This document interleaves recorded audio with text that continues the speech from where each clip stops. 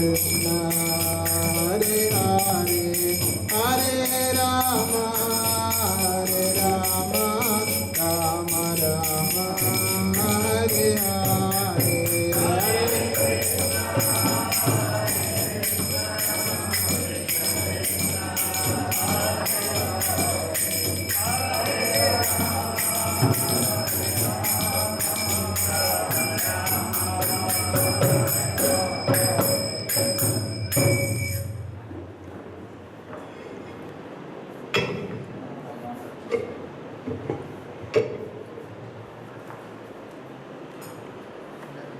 Srila Prabhupada ki Jai.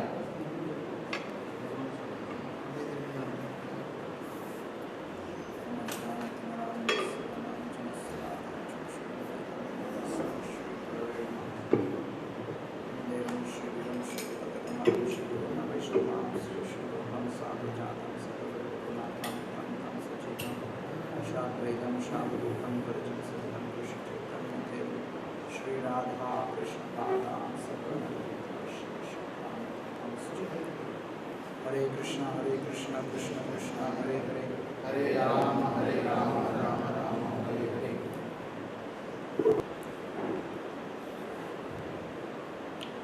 இந்த 3 நாள் தொடர் சொற்பொழிவுக்கு எல்லாரையும் வரவேற்கிறதுல பெருமை அடைகிறேன். எல்லாருக்கும் நன்றியும் தெரிவிக்கிறேன்.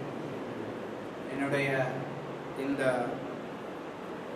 ஒரு முயற்சி, இந்த ஒரு அழைப்பு, இதற்காக நீங்கள் எல்லாரும் முன் வந்திருக்கீங்க.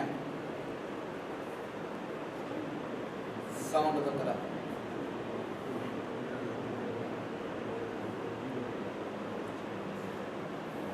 ஹரே கிருஷ்ணா ஹரே கிருஷ்ணா. இதுக்கு மேலே வைக்கலாம்னா நான் வாய்ப்பகத்தில் தான் இருக்கேன். ஹரே கிருஷ்ணா. அங்கே இங்கே நடந்து ஃபேன் சவுண்ட் வருது. இந்த 3 நாள் அல்லது சரியா சொல்லணும்னா 2.5 நாள் நம்ம நடத்த இருக்கக்கூடிய இந்த தொடர் பயிற்சி முகாம், இதுக்கு உங்கள் எல்லாரையும் அழைத்திருந்தோம். நீங்கள் எல்லாரும் வந்திருக்கீங்க, மிக்க மகிழ்ச்சி. இந்த மொத்த ஏற்பாடும் ஸ்ரீல பிரபுபாதருடைய கருணைக்காக, அவருக்காக அர்ப்பணிக்கப்படுகிறது. ஸ்ரீல பிரபுபாத கீ. முதல்ல இந்த வகுப்பு நம்ம எப்படி கொண்டு போக போகிறோம் அப்படிங்கிறதுக்கு ஒரு அப்ராக்சிமேட் ஷெட்யூல். இங்கே நம்ம 2.5 நாள் இருக்கோம். 2.5 நாளில் நான் ஏற்கனவே நம்ம கூட யாரெல்லாம் மெயிலில் தொடர்பில் இருக்காங்களோ அவங்களுக்கு தெரியப்படுத்தியிருக்கோம். இது நம்ம ஒரு நாளைக்கு 5 செஷன் இருக்கும். முதல்ல காலையில் குரு பூஜை முடிந்த உடனே 7:45 8:45 9 மணி வரைக்கும் ஒரு செஷன் இருக்கும். அதுக்கப்புறம் 10 to 11:30, அதுக்கப்புறம் ½ அன் ஹவர் கேப்பு 12 to 1:30. இதுதான் நம்மளுடைய காலை வகுப்புகள். காலையில் மொத்தம் 3 செஷன் வரும். அதுக்கப்புறம் லஞ்சுக்கு அப்புறம் நமக்கு கொஞ்சம் கேப் இருக்கும். 5 மணிக்கு அப்புறம் 5 மணிக்கு நம்ம ஆரம்பிக்கிறோம். 5லேருந்து 6:30, அதுக்கப்புறம் 7லேருந்து 8:30. சாயந்தரம் 5லேருந்து 6:30, 7லேருந்து 8:30. ஸோ ஒரு நாளைக்கு 5 செஷன். இன்றைக்கு இந்த முதல் வகுப்பு கொஞ்சம் அதிக நேரம் போகும். ஏன்னா இன்னைக்கு துவாதசி நம்ம முடிக்க வேண்டிய நேரம் 9:50க்கு மேலே, 9:52. அதனால் நம்ம 9:45 வரைக்கும் இன்னைக்கு முதல் வகுப்பு போகும். அதுக்கப்புறம் உள்ளதெல்லாம் அந்த ஷெட்யூலில் போகும். அதனால் இந்த முதல் வகுப்பில் நம்ம இங்கே ஸ்லைடில் நம்ம முதல் வகுப்பில் பார்க்க வேண்டியது, 2வது வகுப்பில் பார்க்க வேண்டியது, அதையும் கொஞ்சம் சேர்த்து பார்ப்போம். ஸோ இன்றைக்கி 5 செஷன், நாளைக்கு 5 செஷன், அதுக்கு அடுத்த நாள் காலையில் 3 செஷன். ஸோ இதுதான் நம்ம திட்டமிட்டிருக்கோம். இதில் முதல்ல செஷனில் ஒரு சின்ன அறிமுகம், அதுக்கப்புறம் நம்மளுடைய தமிழ் நடை எப்படி இருக்கணும் அப்படிங்கிறதுக்கான விளக்கம், அது 3 வகுப்புகளில் வச்சுருக்கோம். அதுக்கு அடுத்த 3 வகுப்புகளில் மொழிபெயர்ப்பாளருக்கு இருக்கக்கூடிய வழிகாட்டுதல் அதை பற்றி இருக்கும். அதுக்கு அடுத்த 3 வகுப்புகள் எழுத்தாளர்களுக்கானது, கட்டுரை எழுதக்கூடியவங்களுக்கு பிரத்யேகமாக இருக்கும். அதுக்கு அடுத்த ஒரு வகுப்பு நம்ம திருத்தம் செய்கிறது, நம்ம செய்யக்கூடிய பணியை செவ்வனே செய்கிறதுக்கு அதற்கான சில குறிப்புகள். அதுக்கு அடுத்த செஷன் அது என் சொக்கன்னு சொல்லி ஒரு தமிழறிஞர், அவர் பல நூல்களை எழுதியிருக்கிறார். தமிழறிஞர்னா குறிப்பாக அவர் தமிழ் படித்து தமிழறிஞரானவர் கிடையாது, அவர் ஒரு கணிப்பொறி வல்லுனர். இருந்தாலும் அவர் பல நூல்களை எழுத ஆரம்பித்து அதன் காரணமாக தமிழ் மேல பட்டுதல் வந்து அதன் காரணமாக தமிழ் கற்றுக்கொண்டவர். அவர் பல நூல்களை எழுதியிருக்கார். நல்ல தமிழ் எழுதலாம் அப்படிங்கிற ஒரு தலைப்பில் ஒரு நூலை அவர் பிரசுரித்திருக்கிறார். அதை சமீபத்தில் நான் படித்தேன். சமீபத்தில்னா ஒரு 1.5 வருடத்துக்கு முன்னாடி நான் அதை படித்தேன். இதுவரைக்கும் நான் அதுக்கு முன்னாடியே நிறைய புத்தகங்கள் படிச்சிருக்கேன். அதுக்கப்புறமும் நிறைய புத்தகங்கள் தமிழ் சம்பந்தமாக படித்திருக்கேன். அதில் எல்லாத்துலேயும் பார்த்தோம்னா பெரும்பாலும் அதனுடைய ஆசிரியர்கள், தமிழ் ஆசிரியர்கள், அந்த நூலை எழுதக்கூடியவர்கள் பார்த்தீங்கன்னா நாத்திக எண்ணம் கொண்டவர்களாகத்தான் இருப்பார்கள். இவர் ஆஸ்திக எண்ணம் கொண்டவராக இருக்கிறார், பக்தியில் ஆர்வமுடையவராக இருக்கிறார். இவருடைய நூலில் பார்த்தோம்னா நிறைய நாயன்மார்கள்ல இருந்து ஆழ்வார்கள்ல இருந்து நிறைய விஷயங்களை மேற்கோள் காட்டியிருப்பார். இந்த மாதிரியான மேற்கோள்களை நம்ம வேற எந்த தமிழ் புத்தகத்துலையுமே நான் படிக்கல. நான் கிட்டத்தட்ட ஒரு 20-25 புத்தகம் படிச்சிருப்பேன். எதுலேயுமே ஆழ்வார்கள்ல இருந்து தமிழுக்காக எடுத்து காட்டியிருக்காங்க அப்படின்னு சொல்லி இல்லவே இல்லை. அதுக்கப்புறம் அவரோட எனக்கு கொஞ்சம் தொடர்பு ஏற்பட்டது. சைத்தன்ய சரிதாமிரதத்தில் தமிழ் சம்பந்தமாக ஏற்பட்ட பல சந்தேகங்களுக்கு அவர் அதிகாரப்பூர்வமாக எனக்கு விடை கொடுத்தார்.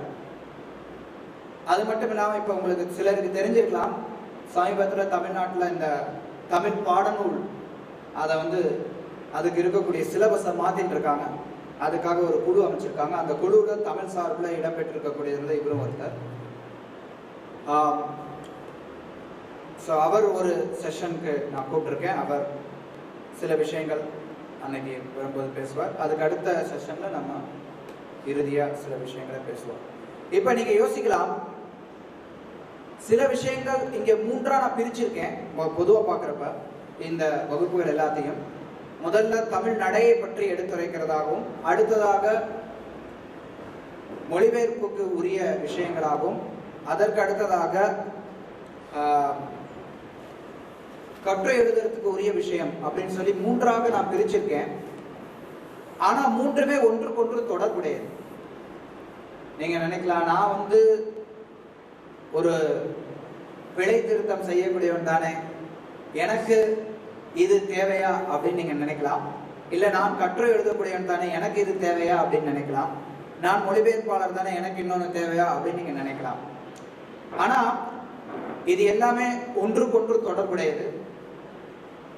அது ஒன்றுக்கொன்று தொடர்புடையது அப்படிங்கிறது நீங்க இது போகும்போது உங்களுக்கு புரியும். நான் நம்மளுடைய நடைக்காக, நம்மளுடைய இந்த வகுப்பை சீராக கொண்டு போறதுக்காக இப்படி பிரிச்சிருக்கேன், அவ்வளவுதான். ஏன்னா ஒரு விஷயத்தை தெரிந்து கொள்றது அப்படிங்கிறது மற்ற துறையில செயல்படக்கூடியவர்களுக்கும் ரொம்ப உதவியாக இருக்கும். இதுதான் இந்த கோர்ஸ், இதனுடைய ஷெட்யூல் நம்ம வகுத்திருக்கிறது. இதனால நம்ம என்ன எதிர்பார்க்கிறோம்? பலவிதமான எதிர்பார்ப்புகள் இருக்கலாம். அதுல முதல்ல முக்கியமா நம்ம பக்தி வேதாந்த புத்தக அறக்கட்டளைக்கு பல விதத்துல சேவை பண்ணக்கூடியவர்களா அவங்களுக்கு ஊக்குவிக்கிறதுக்காகவும், அவங்களுக்கு இதனுடைய நடைகளை, இதனுடைய வழக்கங்களை கற்றுக் கொடுப்பதற்காகவும் நம்ம அமைச்சிருக்கோம். பிரபுபாதருடைய புத்தகங்கள் நிறைய இருக்கு. அந்த புத்தகங்களை மொழிபெயர்க்கிறது, அந்த புத்தகங்களை திருத்துறது, இது ஒரு முக்கியமான பணியாக இருக்கு.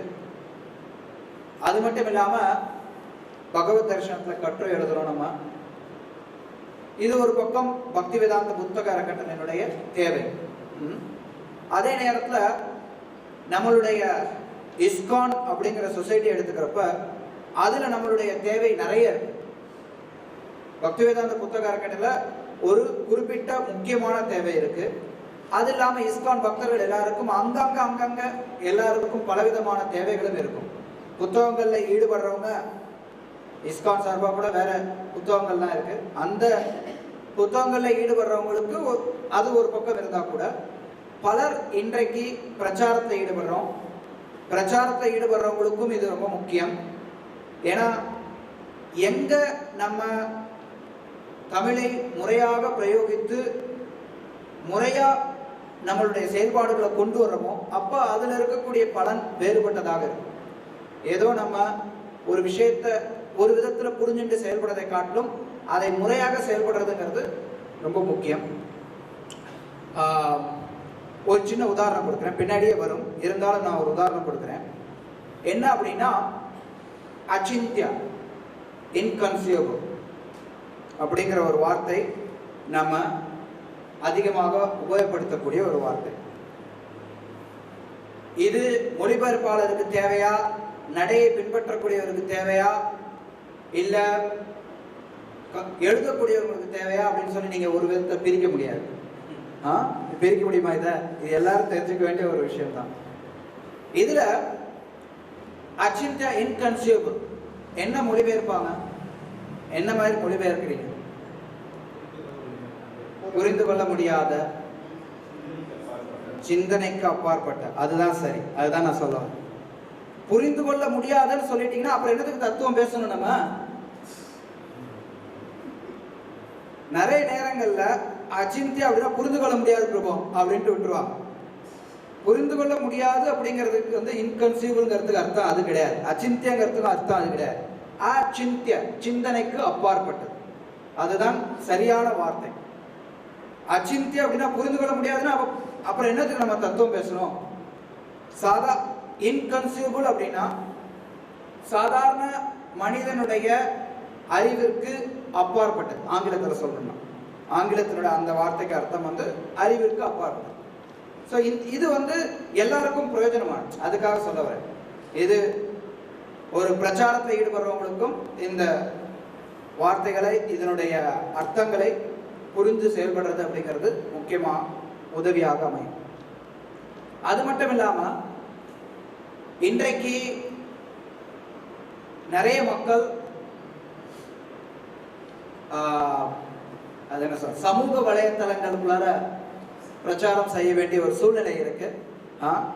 நிறைய பிரச்சாரம் இன்னைக்கு சமூக வலைத்தளங்கள்ல போகுது. நிறைய பேர் நிறைய விஷயங்களை என்னென்னமோ எழுதுறாங்க. அவங்கெல்லாம் எப்படி எழுதுறாங்க? நம்ம கிருஷ்ண பக்தியில இஸ்கான்ல இருந்து ஒரு விஷயத்தை கொடுக்குறப்ப அது சமூக வலைத்தளத்துல இருந்து வந்தாலும் நம்ம கொடுக்கறது சிறப்பாக கொடுத்தோம்னா அதனுடைய மதிப்பு தனி. அது மட்டும் இல்லாம நிறைய பக்தர்கள் பேம்ப்லெட் அடிக்கிறாங்க, போஸ்டர் அடிக்கிறாங்க, பேனர் போடுறாங்க. அதிலெல்லாம் கூட பலவிதமான தவறுகளை நம்ம பார்க்கிறோம். அத்தகைய பக்தர்கள் எல்லாருக்கும் இந்த வகுப்பு உதவியாக அமையும். இந்த வகுப்பு நான் பல விஷயங்களை தெரிஞ்சு உங்களுக்கு சொல்றேன் அப்படிங்கிறத காட்டிலும் நானும் இன்றைக்கும் கற்றுக்கொண்டுதான் இருக்கிறேன், அதுதான் வாஸ்தவம். பல விஷயங்கள்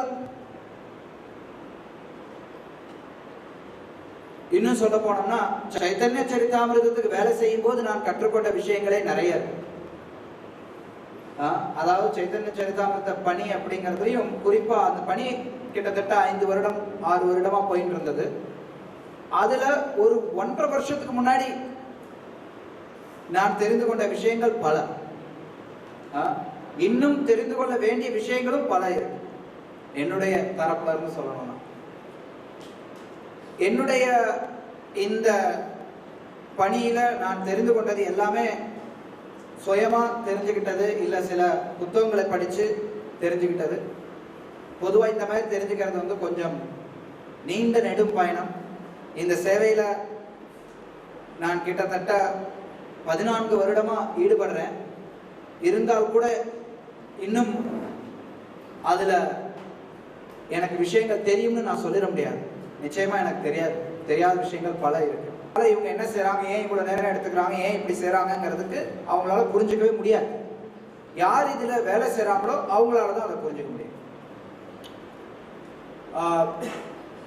முந்தா நேத்து இந்த வேலைக்காக செஞ்சுட்டு இருக்கும்போது நான் சைத்தன்ய சரிதாமிரதத்துல 4 விதமான விஷயங்கள் சீரா இல்லாம இருக்குங்கிறத கண்டுபிடிச்சேன். ஒரு உதாரணம் பார்த்தோம்னா, உணர்ச்சி வயப்படுதல்னு ஒரு வார்த்தை இருக்கு. உணர்ச்சி வசப்பட்டார். அந்த பயப்படுதல் அப்படிங்கிறத உணர்ச்சிங்கிறதோட சேர்த்து எழுதணுமா, பிரிச்சு எழுதணுமா? இந்த உணர்ச்சி வயப்படுதல் அப்படிங்கிற வார்த்தை சேர்த்து தான் எழுதப்பட வேண்டும். ஆனா சைத்தன்ய சரிதாமிரதத்துல நான் அதை சேர்த்தும் எழுதியிருக்கிறேன், பிரித்தும் எழுதியிருக்கிறேன். புரியுதுங்களா? அதாவது நம்மளுடைய இந்த பணிங்கிறது போயிட்டே இருக்கக்கூடிய ஒன்று. யோஜன அப்படிங்கிற வார்த்தைய நம்ம யோஜனைன்னு எழுதணுமா, யோஜனம்னு எழுதணுமா? நான் 2 விதத்தையும் எழுதியிருக்கேன் சைத்தன்ய சரிதாமிரதத்துல. அதனால பகவத்கீதையில நான் எடுத்து பார்க்கிறப்ப இன்னும் நிறைய இருக்கு. அதான் எழுத்து பணி அப்படிங்கிறது இன்றைக்கு முடிஞ்சிரும், இன்றைக்கு நம்ம பக்குவத்தை அடைஞ்சிருவோம் அப்படிங்கிறது கிடையவே கிடையாது. இது ஒரு கலை. இந்த கலையில நம்ம எவ்வளவு வேணுமானாலும் தீட்டிக் கொண்டே இருக்கலாம். நம்மளுடைய நுணுக்கத்தை நம்ம எந்த அளவுக்கு அதை நம்மளை தீட்டிக் கொண்டு இருக்கிறோமோ அந்த அளவிற்கு நம்ம தேர்ச்சி பெற முடியும். நான் சொன்னேன், ஒரு 1.5 வருடத்துக்கு முன்னாடி சைத்தன்ய சரிதாமிரதத்துல நிறைய விஷயங்கள் நான் தெரிந்து கொண்டேன் அப்படின்னு. அதன் அடிப்படையை வச்சு அதுக்கப்புறம் நாங்க பல மாதங்கள் ஏற்கனவே செஞ்சிருந்த பணியை திருப்பி செஞ்சோம். சில பக்தர்கள் அதுக்கு, ஐயோ பிரபு இவ்வளவு நேரம் பண்ணிட்டே இருப்பீங்களா, எப்ப பண்ணி முடிப்பீங்க அப்படின்னு கேட்பாங்க. ஆனா ஒரு எழுத்தாளராக, ஒரு மொழிபெயர்ப்பாளராக சீரிய வெளியில நம்ம வரணும்னு பிரியப்பட்டோம்னா பல மணி நேரங்களாகும், பல நாள்களாகும் வேலை செஞ்சுட்டே இருக்கும். எவ்வளோக்கு எவ்வளோ நம்ம ஆர்வத்தோட அதுல செய்யறோமோ அந்த அளவுக்கு அந்த பணியானது நீண்ட நெடுங்காலம் நிலைத்திருக்கும். இல்லைன்னா அந்த பணி நீண்ட காலம் நிலைத்திருக்காது. நம்ம ஒரு கட்டுரை எழுதுறோம், சரி கட்டுரை தானே அப்படின்னு சொல்லி இருந்துடக்கூடாது. இது நீண்ட நாள் நிலைக்கிறது இல்லை, புத்தகம் தான் நீண்ட நாள் நிலைக்குது, கட்டுரை படிச்சுட்டு தூக்கி போட்டுருவாங்க அப்படின்னு நினைக்கலாம் ஒரு விதத்துல. ஆனா அதனுடைய தாக்கம் நீண்ட நாள் நினைச்சிருக்கும். எப்ப மொழியானது தெளிவாக இருக்கிறதோ அப்ப அதனுடைய வாழ்நாள், நம்மளுடைய பணி, நம்மளுடைய எழுத்து பணி இருக்கு, அதனுடைய வாழ்நாள் அதிகமாக இருக்கு. இல்லைன்னா பிரசுரிக்கலாம், படிப்பாங்க, மறந்துடுவாங்க, மக்களும் தூக்கி போட்டுருவாங்க. அதனாலதான் எழுத்து பணியில சிறப்பாக செயல்படணும் அப்படிங்கிறது ரொம்ப ரொம்ப முக்கியம். நம்ம பார்க்கலாம், இன்றைக்கும் எத்தனையோ மக்கள், நான் வெளி உலகத்திலிருந்து உதாரணம் கொடுக்கிறேன், எத்தனையோ மக்கள் திருக்குறளுக்கு விளக்கம் எழுதியிருக்காங்க. இருந்தாலும் ஒருத்தருடைய விளக்கமானது இன்றைக்கும் மிக முக்கியமானதாக கருதப்படுது. யாரோடது? மு வரதராஜன். நோ, பரிமேலழகர். மு வரதராஜனுடைய உரையும் இருக்கு. பரிமேலழகருடைய உரையானது ஒரு சிறப்பானதாக எல்லாரும் எடுத்துக்கொள்ளக்கூடியதாக இருக்கு. அதனுடைய மொழி நடை இன்றைக்கு இருக்கக்கூடிய நடையிலிருந்து வேறுபட்டு இருக்கலாம், ஆனா அன்றைக்கு இருக்கக்கூடிய நடையில அது மிக சிறப்பானதாக இருந்தது. ஒரு நூல் சிறப்பானதாக இருக்கணும் அப்படின்னா அதனுடைய நடை ரொம்ப முக்கியம். இல்லைன்னா அது நீண்ட நாள் நிலைச்சிருக்காது. எந்த பணியெல்லாம் சிறப்பா எழுதியிருக்காங்களோ அது நிலைச்சிருக்கும். அதுக்கு முக்கியத்துவம் கொடுக்கப்படுவாங்க. சிறப்பா எழுதின பணிகள்ல கூட பல நூல்கள் சிறப்பாக இருக்கலாம், ஆனா மக்கள் கிட்ட இன்றைக்கு படிக்கிறது அப்படிங்கிற ஒரு ஆர்வம் குறைஞ்சுட்டே போகுது கலியுகத்துல. அப்ப அவங்களுக்கு 10 புஸ்தகம் இருக்கும்போது எந்த புஸ்தகத்தை தேர்ந்தெடுத்து படிக்கிறது ஒண்ணுதான் அவங்களுக்கு படிக்க முடியுங்கிறப்ப எது நல்லா இருக்கோ அதைத்தான் அவங்க எடுத்து படிப்பாங்க, அதைத்தான் மற்றவங்களும் பரிந்துரையும் செய்வாங்க. சரியா? இப்ப நம்ம கிட்டே கேக்குறாங்க, பிரபுபா புஸ்தகத்துல ஏதாவது ஒரு புஸ்தகம் படிக்கிற பிரபு அப்படின்னு கேட்குறாங்க. நம்ம வந்து எதை நம்ம படிச்சு எது நமக்கு சிறப்பானதாக தோன்றுனதோ அதை தான் நம்ம பரிந்துரை செய்வோம். நான் இதுதான் நான் இப்போ சுட்டி காட்ட விரும்பல. ஒவ்வொருத்தருக்கும் அது மாறுபடலாம். ஆனா அதுல மொழியும் ஒரு முக்கிய பங்கு வைக்கும். மிக முக்கிய பங்கு அதுல இருக்கக்கூடிய விஷயங்களுக்கு, அதுல என்ன விஷயம் இருக்கு அப்படிங்கிறது தான் முதல் மதிப்பு. அடுத்ததாக அதனுடைய மொழி எப்படி இருக்குங்கிறது ரொம்ப முக்கியம். நானே பல பக்தர்கள்ட்ட சொல்லியிருக்கிறேன், நம்மளுடைய பக்தி வேதாந்த புத்தக அறக்கட்டளையோட சில புத்தகங்களை தயவுசெய்து படிக்கவே படிக்காதீங்கன்னு சொல்லியிருக்கேன். அதை படிச்சா எதுவுமே புரியாது, அதை படிச்சு ஒரு பலனும் கிடையாது. சில புஸ்தகங்கள்ல தவறுகளோட இருக்கு, சில புஸ்தகங்கள் படிக்கிறதுல பயனே இல்லைன்னு சொல்லிடுவோம். ஏன்னா அதுதான் உண்மை. அதை நம்ம பரிந்துரை செய்து அதை அவன் முதல்ல படிக்கிறான் அப்படின்னா அதுக்கப்புறம் அவன் நம்ம பக்கமே வரமாட்டான். கீதாச்சாரம்னு முன்னாடி ஒரு புத்தகம் இருந்தது, அது மெசேஜ் ஆஃப் காட் ஹெட் அப்படின்னு சொல்லி ஆங்கிலத்தில் இருக்கக்கூடிய புத்தகத்தினுடைய தமிழாக்கமாக இருந்தது. இப்ப இருக்கக்கூடிய கீதாச்சாரமானது இன்ட்ரோடக்ஷன் டு பகவத்கீதையில இருக்கு. அதை நம்ம எடுத்து கீதாச்சாரம்ன்ற பேர்ல வெளியிட்டு இருக்கிறோம். இதுக்கு முன்னாடி கீதாச்சாரம் சொல்லி மெசேஜ் ஆஃப் காட் ஹெட்ங்கிற பேர் புத்தகத்தோட இருந்தது. அது கீதாச்சாரம் இருக்கிறதுனால நம்ம புத்தக டேபிள் வைக்கிறப்ப முதல்ல அதை வாங்கிட்டு போயிடுவாங்க. அதை படிச்சாங்கன்னா, உண்மையில சொல்றேன், நான் வந்து எந்த விதத்திலையும் யாரையும் குறை சொல்றதுக்காக நம்ம சொல்லல, நம்ம தெரிஞ்சுக்கணும். நிறைய மக்கள் அதை படிச்சுட்டு ஒண்ணுமே புரியலன்னு சொல்லிடுவாங்க. நானும் படிச்ச ஆரம்பத்துல வந்த எனக்கும் ஒன்றும் புரியல.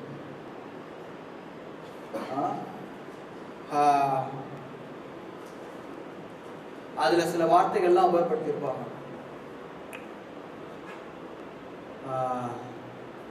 மெஞ்ஞானம் கடந்த அறிவு, மனவாசகம் கடந்த அறிவு, மனவாசகம் கடந்த அறிவு, இந்த மாதிரியான வார்த்தைகள்லாம் டிரான்சென்டென்டல் நாலேஜ், மனவாசகம் கடந்த அறிவு, இந்த மாதிரி மொழிபெயர்ப்பெல்லாம் உபயோகப்படுத்தும் போது என்ன ஆகுதுன்னா, மக்கள் மத்தியில நம்மளுடைய செய்திகளை எடுத்துட்டு போறதுல ஒரு தடையா இருக்கு. ஸோ அதுக்காகத்தான் நம்மளுடைய எல்லா பிரச்சாரத்திலையும் எத்தகைய வார்த்தைகளை உபயோகப்படுத்துறோங்கிறது ரொம்ப முக்கியம். இந்த வகுப்பு ஏற்பாடு செஞ்சிருக்கோம். ஸ்ரீல பிரபுபாதர் என்ன பிரியப்பட்டார்? ஸ்ரீல பிரபுபாதர் அவருடைய பணிகளையே அவருடைய சிஷ்யர்களை வச்சு மாற்ற வச்சார். நம்ம எல்லாருக்கும் தெரியும், நம்ம எல்லாரும் அதுல எந்த சந்தேகமும் கிடையாது. ஸ்ரீல பிரபுபாத் சக்தி அபிஷ் அவதார் இந்த பணியை செய்யறதுக்காக கோலோக விருந்தாவனத்திலிருந்து நம்ம எல்லாரையும் விடுவிக்கிறதுக்காக வந்தார். அதே நேரத்துல அவருடைய லீலையினுடைய ஒரு பகுதியாக நம்ம பார்த்தோம்னா, அவருடைய ஆங்கில அறிவு அப்படிங்கிறது அமெரிக்க ஆங்கிலேயர்களுக்கு இணையானதாக இல்லை. அவருடைய ஆங்கிலத்துல பலருக்கு பலவிதமான பிரச்சனைகள் இருந்தது. நம்ம பார்த்தோம்னா, நீங்க ஆரம்ப காலத்துல பிரபுபாதருடைய பேக் டு காட் ஹெட் பத்திரிகை எடுத்து பார்த்தீங்கன்னா, படிச்சு பார்த்தீங்கன்னா தெரியும். அதுல இருக்கக்கூடிய பிரபுபாதருடைய ஆங்கிலம் வேற, பிற்காலத்துல பிரபுபாதர் கொடுத்த ஆங்கிலம் வேற. பிரபுபாதர் அவருடைய ஆங்கிலமே மிக மிக செம்மையானது பிற்காலத்துல. அது மட்டும் இல்லாம அவருக்கு அவருடைய எடிட்டர்ஸ், அவங்களுடைய பணி ரொம்ப முக்கியமானதாக இருந்தது. பிரபுபாதர் அவங்க கிட்ட கொடுத்தார், நீங்க செய்யுங்க, நீங்க இருக்கக்கூடிய கருத்தை மாத்தாதீங்க, கருத்தை மாத்தாம இருக்கக்கூடிய மொழியை சிறப்பாக கொண்டு வரணும் அப்படிங்கிற பணியை பிரபுபாதர் அவருடைய எடிட்டர்ஸ் கிட்ட கொடுத்தாங்க. அந்த எடிட்டர்ஸும் அந்த பணியை சிறப்பாக செஞ்சாங்க. இன்றைக்கு நம்ம பிரபுபாதரோட புத்தகங்களை பார்க்கிறோம் அப்படின்னா அதில் நிச்சயமா அந்த எடிட்டர்ஸோடைய பங்கு ரொம்ப முக்கியமானது. பிரபுபாத் பல நேரங்களில் அவருடைய எடிட்டர்ஸை ஊக்குவிச்சிருக்கார். சில நேரங்களில் அவங்களுடைய எடிட்டர்ஸ் தவறு செய்யும் போது அதை கண்டித்தும் திருத்தியும் இருக்கிறார். அதனால பிரபுபாத் என்ன பிரியப்பட்டார், எப்படி பிரியப்பட்டார்ங்கிறத தெரிஞ்சுக்கிறது நமக்கு ரொம்ப அவசியம்.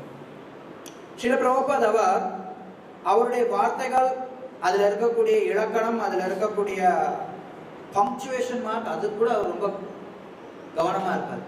ஏன் இந்த இடத்துல கமா போட்ட, ஏன் இந்த இடத்துல கேபிட்டல் லெட்டர் போட்ட, ஏன் ஸ்மால் லெட்டர் போட்ட.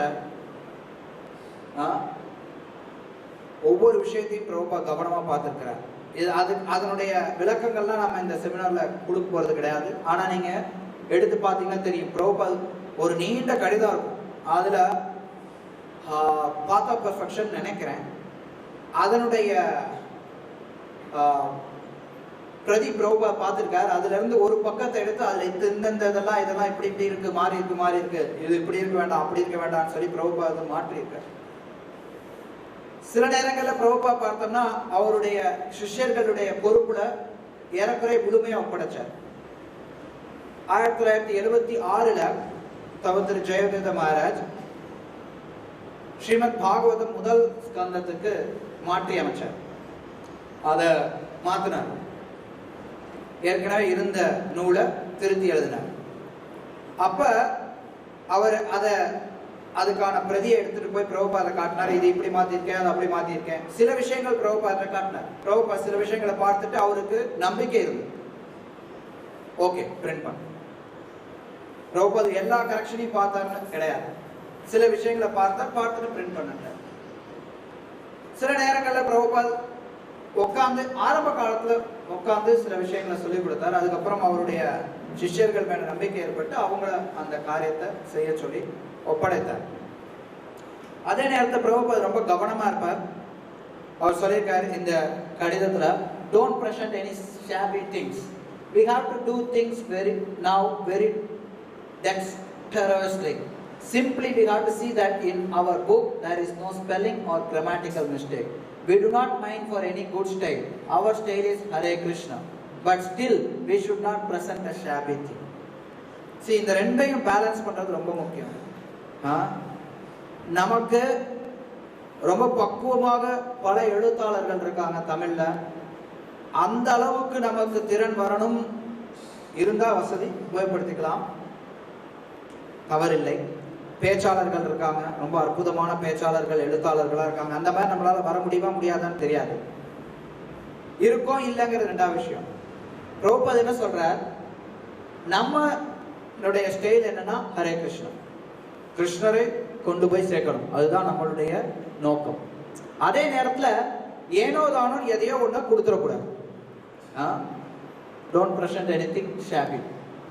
Although Krishna literatures are so nice that even if they are presented in broken or irregular languages, such literatures are welcome, read and respected by bona fide devotees. So, இது நமக்கு தெரியும் பாகவதனுடைய ஸ்லோகம். அதை ஸ்ரீல பிரபுபாத் எடுத்து வைக்கிறார். Be vigilant, don't push the doubtful text. இந்த doubtful text இருக்கே, அதை சில நேரங்களில் நம்ம புஷ் பண்ணி தான் ஆகும். ஆனால் அதை புஷ் பண்ணுறத பிரபுபாத் அனுமதிக்கு. பல நேரங்களில் இந்த பணி நமக்கு மற்ற எல்லா பணியோட அதிகமான நேரத்தையும் எடுக்கக்கூடியது. நம்ம மொழிபெயர்ப்பு செய்யறதா இருக்கட்டும், கற்று எழுதுறதா இருக்கட்டும், எல்லா நேரத்தையும் பல விஷயங்கள் நமக்கு சந்தேகத்திற்கு உடையதாக இருக்கும். அதை நம்ம தெளிவுபடுத்திக் கொள்ள வேண்டியது அவசியம். பிரபுபாத் இங்க எழுதுறார். In Krishna chapter 87, பிரம்மானந்தாவுக்கு ரிப்ளை அவர் எழுதின கடிதம். On page 4, the last line, it is said, known as Budbhuvasa, which is manifested in Govinda. I don't know what is this editing. The correct word is Bhur-Bhuvaha. Bhur-Bhuvasaha. As it is in the Gayatri mantra, and everybody knows it. This Budbhuvasa is an extraordinary word. Neither it is Sanskrit nor English. So how it has avoided the vigilance of so many editors? So if none of the editors knew this word, why was it pushed? There should be no such negligence like this. Nothing uncertain should be pushed. Now what other discrepancies there may be like this? Prabhupada did not go through the whole book. He just read one and he says he felt this is a great mistake and how can this be pushed? So, or what is the use of such editing? Everything must be done very carefully and attentively. So, in the Budbhuvasa மட்டும் பிரபுபாத் சொல்லியிருக்காரு. இது மாதிரி எத்தனையோ புத்புவாசா நம்மளுடைய தமிழ் புத்தகத்தில் இருக்கு. அப்படியே இருக்கணும் அப்படிங்கிறது. Okay, Then another letter, this is also to Brahmananda. Actually இந்த செமினார்ல சில நேரத்தில் நான் ஆங்கிலத்தில் பேசுவேன், சில நேரத்தில் தமிழில் பேசுவேன்.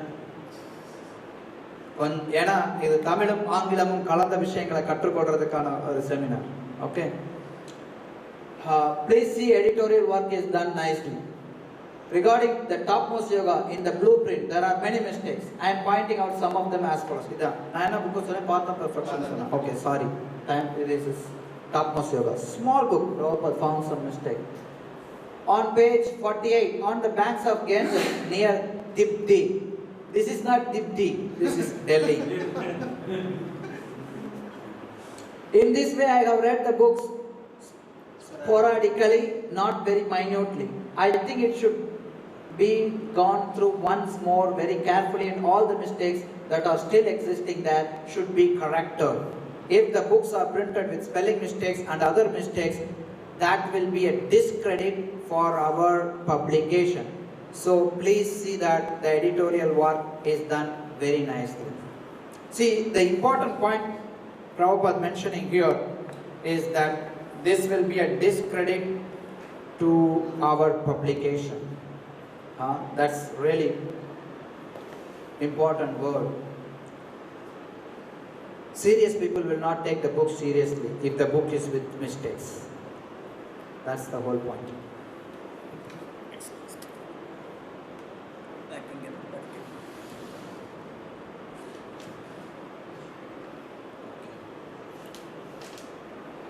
Next, imitate Rasalila.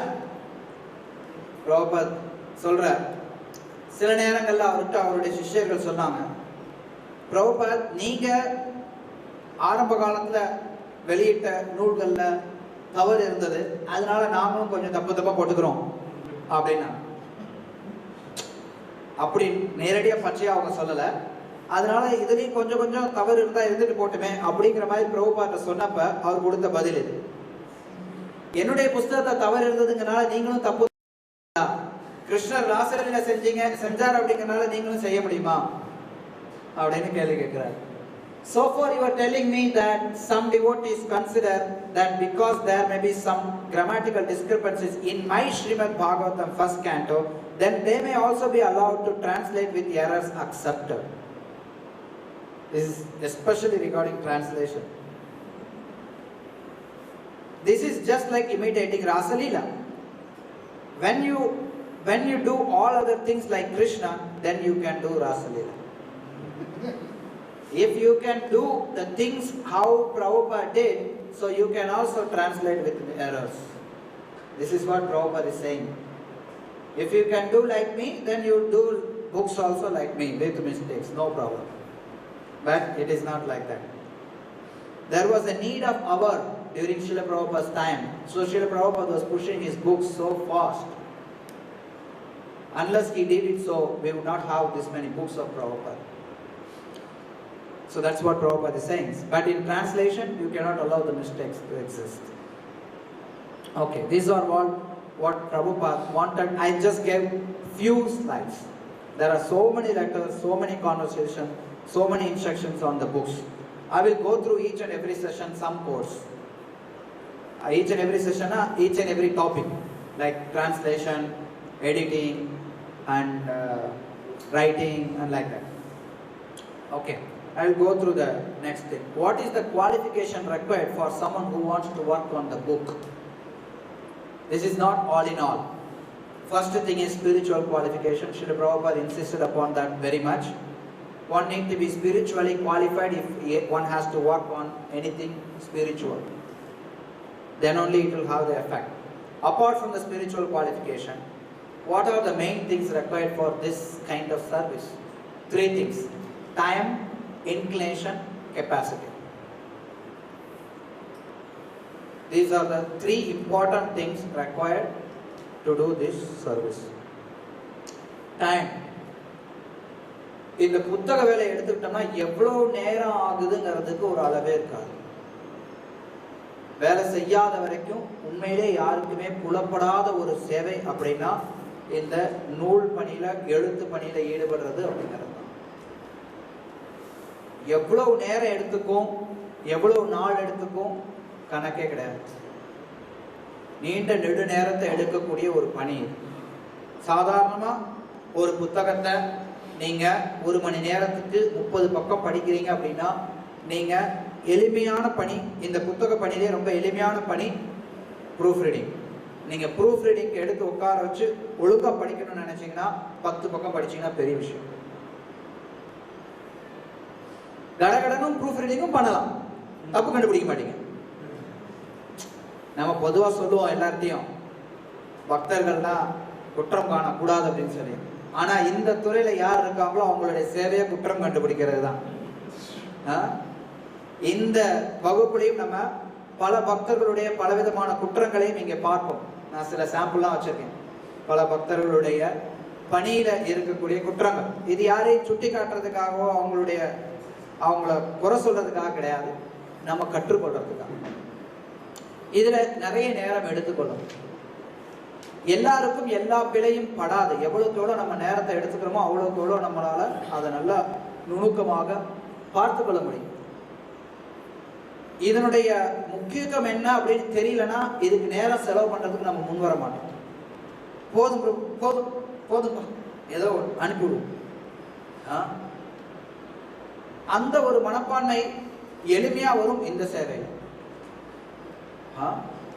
மற்ற சேவையில கூட நமக்கு அது முடிஞ்சிடும். ஏன்னா மற்ற சேவையில எப்பவுமே முடியுதோ முடியலையோ அது எல்லாத்துக்கும் ஒரு நேரம் இருக்கும், அதனால முடிச்சுவோம். அது முடிஞ்சிட்டா அத்தோட முடிஞ்சதும் கூட. ஆனா புத்தக வேலை அப்படி கிடையாது. அது ஆண்டாண்டு காலமாக இருக்கக்கூடிய ஒரு பணி, நிலைச்சு இருக்கக்கூடிய ஒரு பணி. அதனால நிலைச்சு வேலை செஞ்சோம்னா அதுக்கு பலன் இருக்கும். அவசரப்பட்டோம்னா அந்த புத்தகமும் அவசரமா நம்மளுடைய மக்களுடைய பார்வையில இருந்து விலகும். சிம்பிள். எவ்வளவுக்கு எவ்வளவு அதிகமா நேரம் நம்ம செலவு பண்றோமோ அது எல்லாமே உண்மையிலே ஒர்த்தி. நம்ம நினைச்சவே கூடாது. ஒரு சின்ன வேலை எடுத்தாலும் சரி அதை துல்லியமா செய்யறதுக்கு பார்க்கணும். கிருஷ்ணார்த்தே அகில சேஷ்டா. நம்மளுடைய செயல்பாடுகள் எல்லாமே கிருஷ்ணருக்காக செய்யறோம். கிருஷ்ணருக்காக செய்யறோம் அப்படிங்கிற பட்சத்துல எவ்வளவுக்கு எவ்வளவு அதை துல்லியமா செய்ய முடியுமோ அவ்வளவுக்கு எவ்வளவு துல்லியமா செய்யணும். நிறைய விஷயங்கள் நீங்க பாத்தீங்கன்னா நீங்க என்ன செய்றீங்களோ அது மற்றவங்களுக்கு தெரியும். மற்றவங்க உங்களை பாராட்டுவாங்க, மற்றவங்க நம்மளை அங்கீகரிப்பாங்க. இதுல அப்படி கிடையாது, நிச்சயமா கிடையாது. மேலோட்டமா சில அங்கீகரிப்பு இருக்கும், பாராட்டுதல் இருக்கலாம். ஆனா அதுல எடுத்துக்கொள்ளக்கூடிய நேரத்துல சில விஷயங்கள் தான் அவங்களுக்கு புலப்படும். நாங்க சைத்தன்ய சரிதாமிரத்துக்கு பணியாற்றி கொண்டிருக்கும் போது சில பக்தர்கள் என்கிட்ட சொல்லது, இதெல்லாம் யாரு பிரபு பார்க்க போறா, யாருக்கு இதெல்லாம் தெரியும், ஏன் இதெல்லாம் போட்டு நீங்க இவ்வளவு நேரத்தை செலவு பண்ணிட்டு இருக்கீங்க? கிருஷ்ணர் பார்க்கிறார், குரு பார்க்கிறார், மகாபிரபு பார்க்கிறார். ரைட்? அந்த மனப்பான்மை நமக்கு இருக்கணும். எனக்கு இருக்குன்னு நான் சொல்ல வரல, வளர்த்துக்கிறது முயற்சி செஞ்சேன். ஸோ எல்லாரும் நம்ம அந்த மனப்பான்மையை வளர்த்துக்கிறப்பதான் நம்ம அந்த நேரம் செலவு பண்றதுல நமக்கு ஒரு பொறுமை இருக்கும். ஏன்னா இது டைம்னு நான் போட்டிருக்கேன். டைம்னா அதுக்கு பின்னாடி இருக்கக்கூடிய தன்மை என்னன்னா, சாஸ்திரபூர்வமா சொல்லணும்னா பொறுமை. அதீத பொறுமை வேணும். இன்னும் கொஞ்சம் வேற மாதிரி சொன்னா சத்துவ குணத்துல இருக்கணும். நம்ம எல்லாம் சத்துவ குணத்துல இல்லை. அதனால ரொம்ப கஷ்டம், எனக்கெல்லாம் ரொம்ப கஷ்டம். நான் இந்த சேவை இவ்வளவு நாள பண்ணாலும் எனக்கு இருக்கக்கூடிய ஒரு முக்கியமான கஷ்டம், என்னுடைய சுபாவம் வந்து ரஜோகுணமா இருக்கு. ஆனா இந்த சேவை எனக்கு வந்து சத்துவ குணத்தை வலியுறுத்துது, வற்புறுத்துது.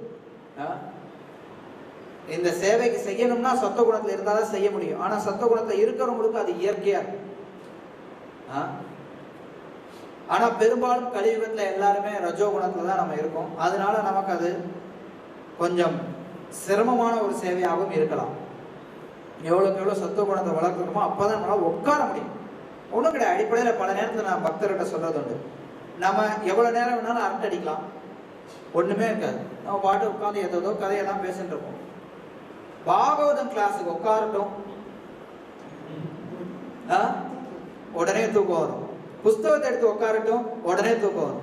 என்ன அப்படின்னா அந்த சேவைகள், அந்த பணியானது நம்ம கிட்ட சத்துவ குணத்தை டிமாண்ட் பண்ணுது. நம்ம கிட்ட சத்துவ குணம் இல்லை. அதனால செய்ய முடியாது. இப்ப சில சேவைகள் உண்மையில எல்லா சேவையுமே சுத்த சுத்தமானது. தத்துவத்தை மாத்திர நான் புரிஞ்சுக்கிறதுக்காக சொல்றேன். எல்லா சேவைகளுமே சுத்த சுத்தமானது. ஆனா சில சேவைகள் நம்மளுடைய உடல் ரீதியாக செய்யப்படக்கூடிய சேவைகள் பார்த்தோம்னா பல காரணங்களோட ஓடிடும். நீங்க ரொம்ப டயர்டா இருந்தா கூட புத்தக விநியோகம் போறீங்களா? சில நேரத்தில் நம்ம பார்த்துருக்கிறோம், திருவண்ணாமலை எல்லாம் போனோம்னா விடிய விடிய இருந்து புத்தகத்தை விநியோகம் பண்ணுவோம். விடிய விடிய நின்று தூக்கத்தோட நீங்க புத்தக வேலை செய்ய முடியாது, புத்தகம் உட்காந்து படிக்க முடியாது, பாகவத கிளாஸ்ல உட்கார முடியாது. கரெக்டா? புரியுதா நான் சொல்றது? என்னன்னா இந்த சேவைகளான சத்துவ குணத்தை நமக்கு டிமாண்ட் பண்ணும் நம்ம கிட்ட இருந்து. அந்த நிலையில நம்ம உட்காரணும், அதுக்கான பொறுமை நமக்கு தேவைப்படணும், அதுக்கான நேரத்தை நம்ம செலவு பண்றதுக்கு தயாரா இருக்கும். அப்பதான் இந்த சேவையில நம்மளால திறம்பட வர முடியும். இல்லைன்னா நம்மளால வர முடியாது, நம்மளால செய்ய முடியாது. அடுத்ததா சேவையை செய்யறதுல ஆர்வம் இருக்கணும். நேரம் இருந்தாலும் ஆர்வம் இருக்கணும். கிருஷ்ணருக்காக செய்யறோம், இந்த குறிப்பிட்ட சேவை மேல கொஞ்சம் பற்றுதல் இருக்கும். எந்த சேவை யார் செஞ்சாலும் இது ஆர்வம் அப்படிங்கிறது எல்லா சேவைக்குமே பொருந்தக்கூடிய ஒன்றுதான். எந்த சேவையில யாருக்கு ஆர்வம் இருக்கோ அவங்க தான் அந்த சேவையை செய்ய முடியும். ஆர்வம் இல்லாதவங்க அந்த சேவை செய்ய சொல்லி நம்ம வற்புறுத்த முடியாது. அந்த ஆர்வமானது இதுல கொஞ்சம் அதிகமாவே தேவைப்படும். ஏன்னா யாருமே நம்மளை அங்கீகரிக்க மாட்டாங்க. நான் முதல்ல சொன்னேன், இந்த சேவையில நமக்கா ஒரு ஆர்வத்தோட நம்ம செய்யணும். மற்ற சேவையில நம்ம கொஞ்சம் ஆர்வத்தை மற்றவங்க தூண்டுவாங்க. இந்த சேவையில ஆர்வத்தை அதிகமா யாரும் தூண்ட மாட்டாங்க. கட்டுரை எழுதுங்க, புத்தகம் மொழிபெயர்ப்புங்க, அப்படிதான் தூண்டுவாங்க. அப்படியே அதை சீரா செய்யறது, அதை எப்படி செய்யறதுங்கிறது சொல்லி தரதுலாம் யாரும் ஆள் கிடையாது, அவ்வளவு பேர்லாம் கிடையாது. நிறைய மக்கள் படிக்கும் போது உணர்வாங்க இது நல்லா இருக்கு, இது நல்லா இல்லைங்கிறது. ஆனா அதை எப்படி நல்லா செய்யறது அப்படிங்கிறது யாருக்கும் தெரியாது. அது இந்த துறையில செயல்படுறவங்களுக்கு தான் தெரியும், இல்லைன்னா தெரியாது. அதனால நம்மளே ஒரு உற்சாகத்தோட செயல்படுறது அப்படிங்கிறது ரொம்ப அவசியம். கெப்பாசிட்டி. கிருஷ்ணா கான்சியஸ்னஸ்ல ஒருத்தன் எந்த சேவையை செஞ்சாலும் அந்த சேவை மிக மிக உயர்ந்தது. அந்த சேவையை நம்ம எத்தகைய மனோபாவத்தோட செய்யறோங்கிறது தான் முக்கியம். ஸ்ரீல பிரபுபா சொல்லியிருக்க, ஒரு கோயில கூட்டி சுத்தம் செய்யக்கூடிய பக்தருக்கும் பேக் டு கார்டனோட எடிட்டருக்கும் எந்த ஒரு வித்தியாசமும் கிடையாது. கிருஷ்ணருடைய சேவையை பொறுத்தவரை கிருஷ்ணர் எந்த வேற்றுமையும் பார்க்கறது கிடையாது. நம்ம எல்லாருக்கும் தெரியும், ஹனுமானுக்கும் அணிலுக்கும் நடந்த ஒரு நிகழ்வு ராமருடைய அவருடைய லீலையில. ராமருடைய பார்வையில இருந்து பார்க்கிறப்ப அணிலுடைய சேவையும் ஹனுமானுடைய சேவையும் ஒண்ணுதான். அந்த சேவை மனப்பான்மையை கிருஷ்ணர் அங்கீகரிக்கிறார். அந்த அதுதான் அவர் விரும்பக்கூடியது. அதே நேரத்தை ஒரு குறிப்பிட்ட சேவையை செய்யறதுக்கு நம்மளுடைய இயக்கம்னு எடுக்கிறப்ப, இங்க இஸ்கான் பக்திவேதாந்த புத்தக அறக்கட்டளை ஒரு சேவை அப்படின்னு எடுக்கிறப்ப அதுக்குன்னு இருக்கக்கூடிய தன்மைகள் ரொம்ப அவசியமானது. யார்கிட்ட எத்தகைய தன்மைகள் இருக்கோ அவங்க அத்தகைய தன்மைகளை கிருஷ்ணருடைய சேவையில ஈடுபடுத்த வேண்டும்.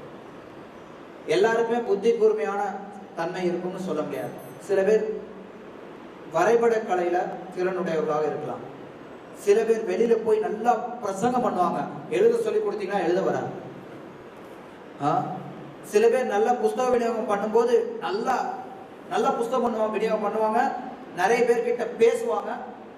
அவ்வளவு அற்புதமா பேசக்கூடிய நபரை அவங்களால புத்தகத்தை ஏற்க வைக்க முடியும். நல்லா பேசுவாங்க, தத்துவத்தை எடுத்திருப்பாங்க, கேட்கிற கேள்விக்கெல்லாம் பதில் சொல்லுவாங்க. வியாசாசனத்தை உட்கார வச்சுன்னா பேச வராது.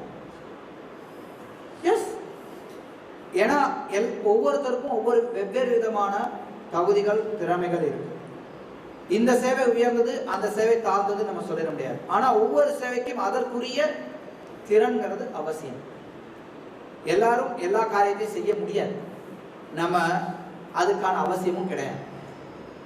கிருஷ்ண சேவையில யாருக்கு என்ன திறமை இருக்கோ அவங்க அந்த சேவை செய்யலாம். சில பேர் நிர்வாகம் செய்யலாம், சில பேர் புத்தக விநியோகம் செய்யலாம், பூஜை செய்யலாம். எல்லா சேவையுமே உயர்ந்த சேவை. இதுல இந்த சேவை எடுத்துக்கிறப்ப பௌதிகமாகவே கூட கொஞ்சம் புத்தி அப்படிங்கிறது அவசியம். ஏன்னா இது எழுத்துப்பூர்வமான ஒரு சேவை அப்படிங்கிறப்ப நமக்கு கொஞ்சம் அறிவுங்கிறது அவசியம். அதே மாதிரி தத்துவத்தினுடைய புரிந்துணர்வு. நான் இப்போ சொன்னேன், நம்ம உதாரணம் கொடுத்தோம், ரொம்ப எளிமையான அச்சிந்திய, இன்கான்சியபிள், புரிந்து கொள்ள முடியாது. ஸோ அதை நானும் பல தடவை அதை உபயோகப்படுத்தியிருக்கேன். உபயோகப்படுத்தும் போது ஏன்னா நம்ம மற்றவர்கள் உபயோகப்படுத்துறதை கேட்குறோம், அப்படியே நம்ம அதை உபயோகப்படுத்துகிறோம். யோசித்தேன், எப்படி புரிந்து கொள்ள முடியாதுன்னு வருது. அப்போ நம்ம தத்துவம் புரிந்து கொள்ள முடியாதுதான். யோசிக்கும் போது தான் அதனுடைய நம்ம உண்மையில டிக்ஷனரியில் போய் இன்கன்சீபிள்ங்கிறதுக்கு என்ன அர்த்தங்கிறத அப்போ தான் போய் பார்க்குறோம். அது வரைக்கும் நானும் போனது கிடையாது. அந்த ஒரு யோசனை, இது தத்துவபூர்வமாக சரியா இது படலையே இந்த வார்த்தை. இந்த வார்த்தை தத்துவபூர்வமாக சரியாக படலையேங்கிறப்ப தான் அந்த டிக்ஷனரியை கொண்டு போய் அது போகிறோம் இன்கன்சீபிள் அப்படிங்கிறதுக்கு. ஏன்னா நம்ம அப்படியே பழகிட்டோம். அப்புறம் அச்சிந்தியாங்கிறதுக்கு வார்த்தைக்கு ரூட்டை பார்க்குறோம். ஓகே, அச்சிந்தியா இது வேறுபட்ட ஒரு விஷயம். அப்ப இதுக்கு கொஞ்சம் நமக்கு தத்துவபூர்வமான அறிவு வேணும், மொழி அறிவு தேவை, மொழியை கற்றுக்கொள்ள வேண்டும்.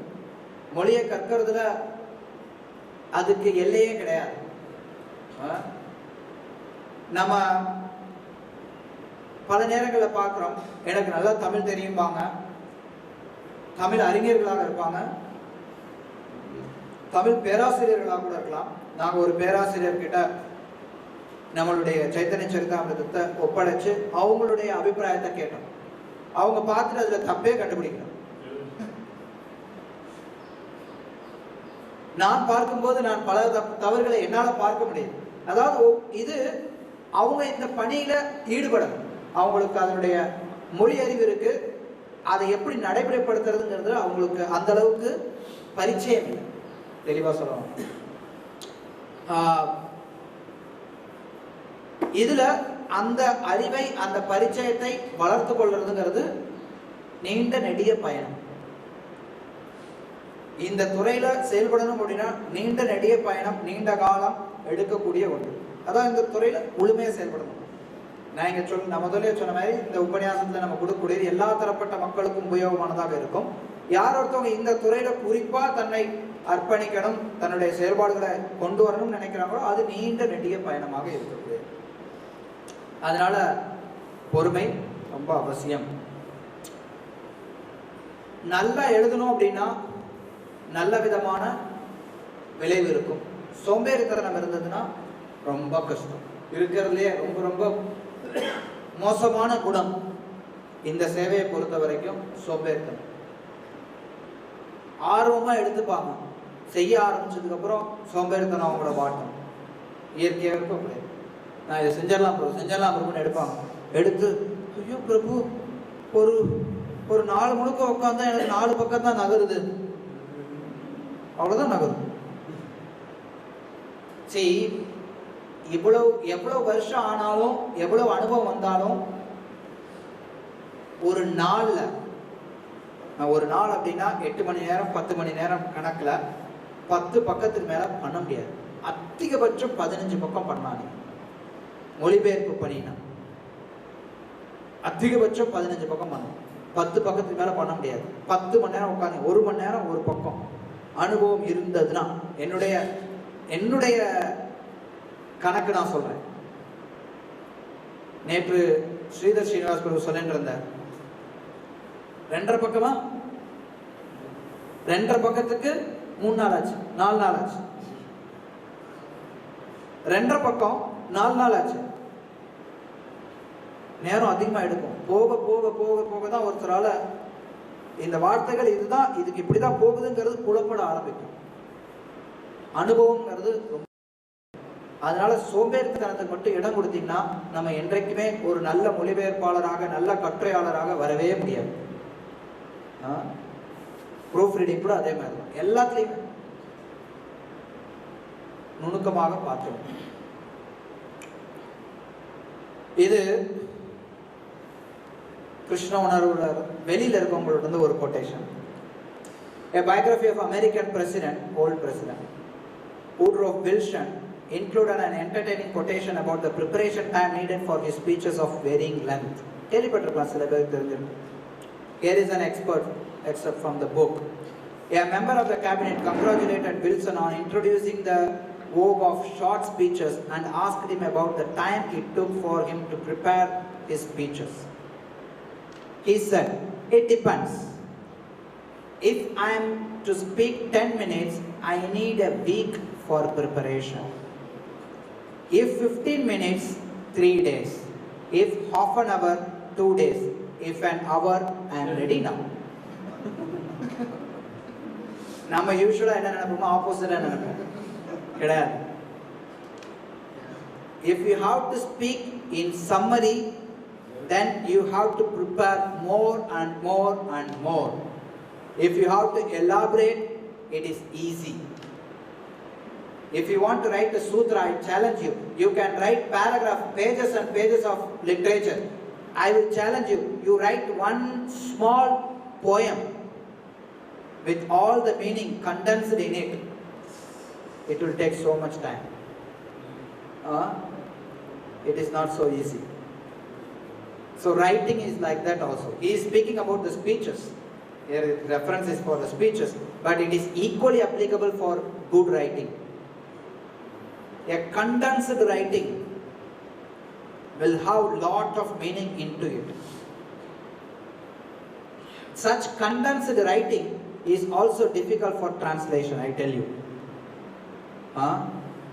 It is easier to translate Prabhupada's lecture than to translate Prabhupada's books. Those who have experience, they know it. It's easier to translate Prabhupada's lecture because lecture is explained one. It's an elaborate one. But books are like condensed one. For Bhagavad Darshan, if I give Venkatesh to translate Prabhupada's lecture, he translates very easily. He has becoming expert now. Still long way to go for everyone. And but if he has to take a book, he struggles. Yes, it's natural because books are concentrated. The subject matter is concentrated there. And even in that, I tell you one thing: the books written by Prabhupada is more difficult than dictated by Prabhupada. Those who have close experience, they can understand this. Chaitanya Charitamrita is easier than initial cantos of Srimad Bhagavatam. Later cantos of Bhagavatam are not so difficult because they were dictation. It was Prabhupada who was naturally elaborating that. So that makes a difference. Anything which is short, if you have to give anything short, you have to really think and prepare and plan. Like I am giving here 3 days seminar, so I don't need to prepare so much of it. I know what to speak, the subject matter, and speak fluently. But if I have only half an hour to speak on this topic, I need to be really much more prepared. You have to choose which one to present, which one to avoid. There may be so many things which are on the fringy element, we call it in English language, which are on the border. You can avoid such things and present only the core, which will have the impression, which you need to present exactly the need. That's it. So that is what is required in presenting Krishna conscious topic also. If you have to speak for a longer time, it's easy, everybody. You can speak hours and hours also. But if you have to speak short, you need to be prepared. Because Silanayatla, I observe, to get to the tempo of the topic takes some 10 minutes. Right? When you give lecture, you can realize it. To come to the tempo, it takes 10 minutes. But if you have overall the 10 minutes itself to speak, it's a challenge. Anyway, this is from outside source, but useful for devotees also. Tamil மொழியை அறிதலின் அவசியம். நம்ம மொழி எதுக்கு? பல பேர் நினைக்கக்கூடிய ஒரு தவறான அபிப்பிராயம் என்ன அப்படின்னா, language is meant for communication. அதுதானே? It's true, is it not? It is true, but not all in all. Language is not just communication. Language is culture behind it. You convey the culture through the language. English is Milecha Bhash. Tamil is also Milecha Bhash according to Shastra. But at least Indian languages are much better. You can communicate several things in a subtle way. பல விஷயங்கள் நான் இதில் காட்டுவேன். இங்கிலீஷில் ஒரு வார்த்தை இருக்கும், அதை தமிழில் எப்படி கொடுக்குறீங்கிறத பொறுத்து அதில் பலவிதமான உணர்வுகள் மாறுபடும். தமிழ் ரொம்ப உணர்வுபூர்வமான மொழி. இதில் இருக்கக்கூடிய பண்பாடு, அதுக்கு பின்னாடி இருக்கக்கூடிய விஷயங்கள் ரொம்ப ஆழமானது. சும்மா ஏனோ தானோன்னு இருக்கக்கூடிய மொழிகள் கிடையாது. சமஸ்கிருதம் ஆகட்டும், தமிழ் ஆகட்டும். நம்மளுடைய முக்கியமான பங்கு சமஸ்கிருதம், தமிழ் இந்த இரண்டு மொழிகளுக்கு நடுவில் வருது. ஆங்கிலம் இதுக்கு நடுவில் நமக்கு புகுந்திருக்கு. வங்காளத்துல இருந்து நமக்கு சில விஷயங்கள் எடுத்துக்கிறோம். சைத்தன்ய சரிதாமிருதம், பிரபுபாதருடைய விஷயங்கள்ல, அதுக்கப்புறம் பாடல்கள் நம்ம வங்காளத்தில் பார்க்கலாம். மற்றபடி பெரும்பாலும் பார்த்தோம்னா நம்மளுடைய பணிகள் எல்லாம் சமஸ்கிருதம், ஆங்கிலம், தமிழ் இந்த மூன்றை சுழன்று போகும். இதில் சமஸ்கிருதம் எப்படி செம்மையான மொழியோ, தமிழும் ஏறக்குறைய அதே மாதிரி செம்மையான ஒரு மொழி தான். அதனால அந்த மொழி, அதுக்கு பின்னாடி இருக்கக்கூடிய பண்பாடு, அதை நம்ம தெரிஞ்சுக்கிறது ரொம்ப அவசியம். ஒரு சின்ன உதாரணம் கொடுக்குறேன், பின்னாடியே வரும். தமிழ்ல நம்ம காட்டிலும் உயர்ந்தவங்க ஒருத்தவங்க இருக்காங்க. அவங்க கிட்ட போய் நான் போயிட்டு வர்றேன் அப்படின்னு சொல்லிட்டு கிளம்புறோம். சரியா?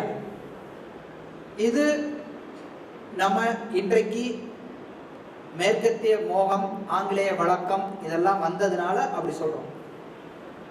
பாரம்பரிய வழக்கம் என்னன்னா, உத்தரவு வாங்கிக்குமா, உத்தரவு கொடுங்க. வித்தியாசம் இருக்கு. ரெண்டுத்துக்கும் வித்தியாசம் இருக்கு. பண்பாட்டுல வித்தியாசம் இருக்கு. நீங்க பாத்தீங்கன்னா சைத்தன்ய சரிதாமிருத மொத்தத்திலையும் ஆக்ஞா மாதிரி, ஆக்ஞா தேனா, ஆக்ஞானா உத்தரவு, ஆணை, கட்டளை. இங்கிலீஷ்ல பாத்தீங்கன்னா உங்களுக்கு எப்படி இருக்கும்னா ரெக்வெஸ்டட் பெர்மிஷன் தான் இருக்கும். அங்க நீங்க ஆர்டர்னு போட்டீங்கன்னா அர்த்தம் வேற ஆயிடும் இங்கிலீஷ்ல. புரியுதா? இங்கிலீஷ்ல நீங்க உத்தரவு, ஆக்ஞாங்கிறது ஆர்டர்னு நீங்க டிரான்ஸ்லேட் அந்த இடத்துல பண்ணீங்கன்னா இங்கிலீஷ்ல வேற மாதிரி ஆயிடும். என்னது ஆர்டர், இல்லைன்னா இங்க ஆர்டர் வந்ததுன்னு நினைப்பாங்க. அது இந்த பண்பாட்டு வழக்கங்கள் சமஸ்கிருதம், வங்காளம் இதுக்கும் தமிழுக்கும் நிறைய ஒத்துழைக்கும், நிறைய ஒத்துப்போம். ஆங்கிலத்தில் வேறுபட்டதாக இருக்கும். நம்ம ஆங்கிலத்திலிருந்து மொழிபெயர்த்தாலும் நம்மளுடைய மூலம் சமஸ்கிருதம், மூலம் வங்காளம். அதனால அதுல எப்படி சொல்லியிருக்காங்க அந்த பண்பாட்டு விஷயங்களை புரிஞ்சுக்கணும், அர்த்தத்தை மாற்றக்கூடாது. இப்ப நீங்க பாக்குறீங்க, பிரபுபாத் மொழிபெயர்க்கிற சமஸ்கிருதத்துல இருந்து ஆங்கிலத்துல, Krishna along with his mortal wooden mortal, he passed through Arjuna trees and he gives the Arjuna trees in italics because it's a foreign language. So நம்ம அதை மொழிபெயர்க்கிறோம், அர்ஜுன மரங்களுக்கு நடுவில் கிருஷ்ணர் ஒருவரோடு சென்றார் அப்படின்னு. தவறு கிடையாது. அர்ஜுன மரம்னா என்ன? அர்ஜுன மரம் போயிடுவோம், படிக்கிறோம், ரைட்? தமிழ்ல நீங்க மொழிபெயர்க்கிறீங்க, அர்ஜுன மரம்னா மருத மரம். ஓ, மருத மரம், ஓகே, தெரியும். புரியுதுங்களா? ஸோ இதெல்லாம் ஒரு மொழிபெயர்ப்பாளர் அந்த பண்பாட்டுக்கு தகுந்த மாதிரி சில விஷயங்களை எடுத்துக்க வேண்டிய தகவல். பின்னாடி வரும், நான் விளக்கம் கொடுப்பேன். சில மொழிகள் பார்த்தீங்கன்னா ரொம்ப மோசமான மொழிகள். எனக்கு ஒரு பக்தர் சொன்னார், உருதுல கூட, உருது ஒரு விதத்துல சில நல்ல மொழி தான், ஆனா அதுக்கு பின்னாடி இருக்கக்கூடிய பண்பாட்டுல இருக்கக்கூடிய தன்மைக்காக சொல்றேன். உருதுல நீ உட்காருன்னு சொல்றதுக்கு அந்த வார்த்தை பார்த்தீங்கன்னா, உங்களுடைய ஆசனவாய தரையில வையே அதுதான் அதனுடைய. நான் கூட ஆசனவாயின்னு சொல்லி கொஞ்சம் அவையடக்கத்துக்காக சொல்றேன். அந்த மொழிக்குன்னு சில விஷயங்கள் அப்படித்தான் இருக்கு. பிரபுபாருடைய புத்தகங்களை சைன மொழியில, ரஷ்ய மொழியில மொழிபெயர்க்கிறவங்கன்னா உண்மையிலே பெரிய சவால். சைன மொழியில கடவுள்ங்கிறதுக்கே வார்த்தை கிடையாது. நம்ம எவ்வளவு வார்த்தை வகைப்படுத்துறோம். கடவுள், பகவான், இறைவன், ஆண்டவன், எத்தனையோ சொல்றோம். தெய்வம், வார்த்தை இல்லை சைன மொழியில. உண்மையில நமக்கு அந்த மொழியினுடைய நுணுக்கங்களை கற்றுக்கொள்ளணுங்கிறத நமக்கு தேவையே ஒழிய எல்லாமே இருக்கு. தமிழ் மொழி சாஸ்திர விஷயங்களை எடுத்துரைக்கிறதுல பக்குவமா இருக்கு. அதுல எந்த குறைபாடும் கிடையாது. சில இடங்கள்ல குறைபாடுகள் இருக்கு நம்மளுடைய சம்பிரதாய விஷயங்கள்ல. இருந்தாலும் பெரும்பாலும் கிடையாது. சில குறைபாடுகள் இன்றைய தமிழ் நமக்கு பரிச்சயம் இல்லாததுனால சில குறைபாடுகள் இருக்கு. நான் ஒரு உதாரணம் கொடுக்கிறேன். புருஷார்த்த அப்படின்னு சொல்லி ஒரு சமஸ்கிருத வார்த்தை இருக்கு. சாரி புருஷார்த்த, 4 புருஷார்த்தம். இந்த புருஷார்த்த இதுக்கு தமிழ்ல ஒரு சொல்லு இருக்கு.